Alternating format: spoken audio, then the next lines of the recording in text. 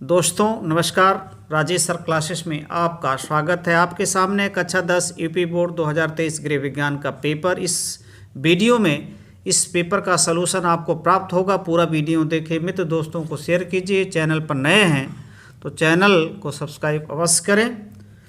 अनुक्रमांक यहाँ roll number लिखा जाता है, यहाँ नाम, ये है संकेतांक, ये है विषय कोड। अब ये निर्देश है। निर्देश 15 मिनट तक आप प्रश्न पत्र को पढ़िए। सभी प्रश्न अनिवार्य है, अर्थात सभी प्रश्नों को करना है। 2 खंडों में विभाजित है। खंड अ में बहुविकल्पी है, जिसका आंसर OMR शीट पर अंकित करना। खंड ब में अति लघुत्तरीय प्रश्न है, उनके उत्तर हेतु निर्देश प्रत्येक प्रश्न के पहले दिए गए हैं। तो देखिए, खंड अ 1 से 20 बहुविकल्पी हैं। 4 उत्तर है, एक उत्तर सही होगा, जिस OMR शीट पर जा कर के गोले को ABC जो भी सही होगा डॉट पेन नीले या काले से भरना होगा। तो कौन सा बजट का अनिवार्य भाग नहीं है? भोजन है, शिक्षा है, आवास है, फैशन नहीं है। बजट का भोजन, शिक्षा, आवास सब है, लेकिन फैशन नहीं है। अनिवार्य भाग नहीं है, भाग तो है। बजट सफल होता है व्यय कम करके, आय व्यय के सही संतुलन से। आय व्यय के सही संतुलन से। निम्नलिखित में से कौन सा सबसे सुरक्षित चेक है? क्रॉस चेक सबसे सुरक्षित चेक है। मान लीजिए आपका चेक है तो क्रॉस यहाँ किया जाता है। ये क्रॉस चेक जो होता है किसी के खाते में, सेविंग खाते में जाएगा, तब फिर वहाँ से पैसा निकलेगा। तो सबसे सुरक्षित चेक है क्रॉस चेक। और अब हम आपको ले चलेंगे अगले पेज पर। लिखा है चौथा प्रश्न, 1 कुंटल गेहूं की कीमत 2000 है, 15 किलो गेहूं की कीमत क्या होगी? देखिए, 1 क्विंटल मतलब 100 केजी होता है। तो 100 केजी गेहूं का मूल्य जो है कितना है? 2000 रुपये है। तो 1 का निकालेंगे तो 2000 बटे 100, फिर 15 का, इसी में 15 का गुणा कर देंगे, ये आपका आ जाएगा, ये कटेगा यहाँ से। और 15 शून्य शून्य, 15 दूनी 30, यानी 300 रुपया सही विकल्प है।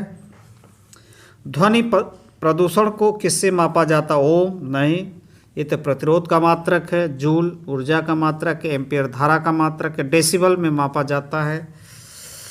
अगला है 6वां प्रश्न, वायुमंडल में के निर्माण को ग्रीन हाउस प्रभाव के रूप में जाना जाता है, जो वर्तमान ग्लोबल वार्मिंग के लिए प्रमुख रूप से उत्तरदायी है।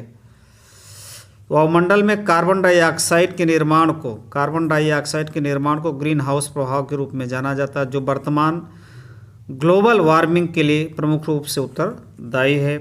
अब अगला है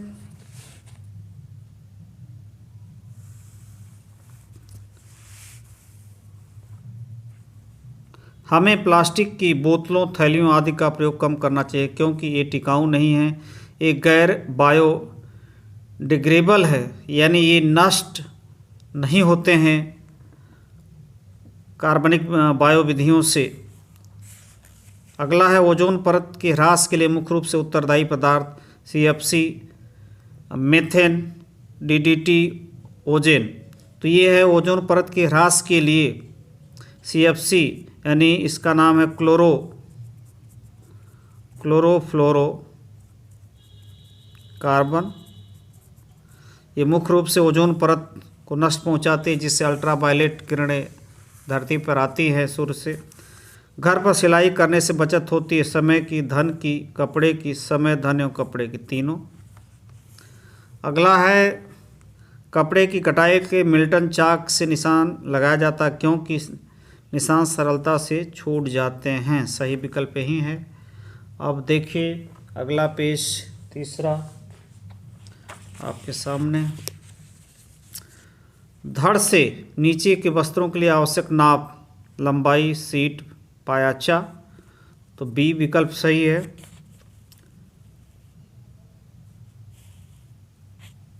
धड़ से नीचे के वस्त्रों के लिए आवश्यक नाप, B विकल्प सही है। मिल्टन क्लॉथ का कपड़ा होता है, मिल्टन क्लॉथ का कपड़ा ऊनी होता है। बी विकल्प, ए विकल्प सही है। अत्यधिक वमन और अतिसार के कारण होता है निर्जलीकरण, हाइड्राइजेशन।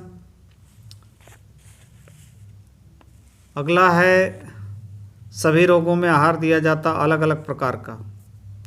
सभी रोगों में अलग अलग प्रकार का आहार दिया जाता है। 15वां प्रश्न है आपके सामने, ज्वर से पसीने के साथ उत्सर्जित होता है। 15वां, ज्वर में पसीने के साथ उत्सर्जित होता है sodium hydroxide, sodium tetrachloride, sodium chloride, नमक। क्योंकि पसीना नमकीन होता है, आप जानते ही हैं। निम्नलिखित में से कौन सा विटामिन जल में घुलनशील है? Vitamin C. तो 16 का ए, विटामिन सी जल में घुलनशील होता है। 17 है, बर्फ़ की टोपी का प्रयोग होता है घर से बाहर जाते समय ठंडे सेक के लिए। ठंडे सेक के लिए। 18, स्नान न करा सकने की दशा में शारीरिक सफाई का उपाय स्पंज, यानी इससे पूरे शरीर को साफ किया जाए। स्पंज होता है, जैसे ब्रश टाइप होता है। तीव्र ज्वर की अवस्था में रोगी को लाभप्रद रहती ठंडे सेक बर्फ की। 20वां प्रश्न है, अस्थिभंग में अत्यधिक रक्तस्राव को रोकने के लिए, अस्थिभंग में अत्यधिक रक्तस्राव को रोकने में किस विधि का प्रयोग करना चाहिए? बर्फ लगाना, दबाव लगाना, उपयुक्त में से कोई नहीं। टूर्निकेट, सी विकल्प सही है। तो ये हुआ आपका तीसरे पेज का। ऑब्जेक्टिव प्रश्न खत्म हुए। अब देखिए ये वर्णनात्मक प्रश्न आ गए। खंड ब, यहाँ से कॉपी मिलेगी आपको, कॉपी मिली रहेगी, उस पर लिखना होगा।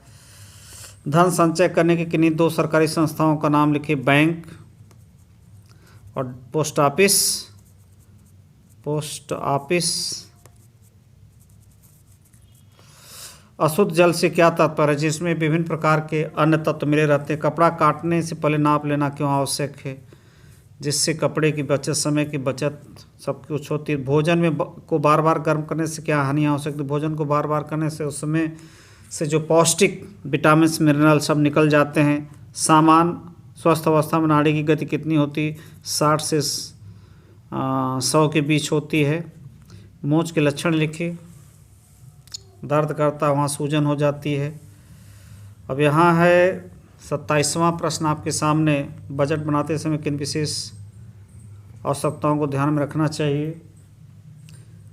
ज्वर से क्या तात्पर्य है? इन प्रश्नों को तैयार रखिए। 6% वार्षिक साधारण ब्याज की दर से 600 का 5 वर्ष का ब्याज कितना होगा? तो देखिए ब्याज 600 गुणे 60 गुणे 5/100, तो हो जाएगा आपका 6 का 36 गुणे 5, 5 30, 3 और 15, 3 180 रुपये। ये हुआ आपका। कपड़ा सिलने से पूर्व किन बातों को ध्यान रखना चाहिए? नाप ओप लेनी चाहिए। यह है 32वां, चौथे पेज पर। 6 नंबर का तैयार रखिए इन प्रश्नों को। 5वां पेज ये आ गया आपका। भोजन पकाने के मुख्य उद्देश्य क्या हैं? भोजन पकाते समय आप किन किन बातों का ध्यान रखने? भोजन। उसके बाद रोगी का आहार तैयार करते समय किन किन बातों का ध्यान रखना चाहिए? यह अस्थिभंग के मुख्य प्रकार बताइए। हड्डियों को टूट, अस्थिभंग एवं मोच में होने वाले प्राथमिक उपचार की व्याख्या कीजिए। नमस्कार।